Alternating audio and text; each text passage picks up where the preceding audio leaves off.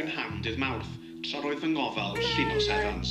Mae'r heddlu'n parhau i apelio am unrhyw wybodaeth berthnasol.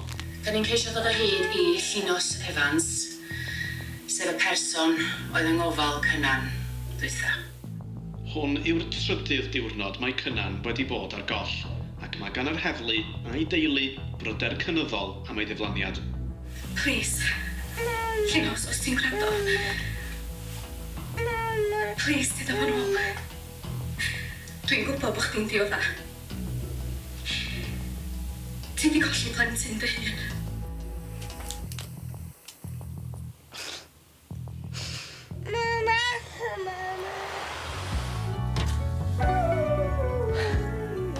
Dy'r fisged na neis yn di Osian? Ti licio i? Fydd mam efo ti ma'n 2 funud iawn.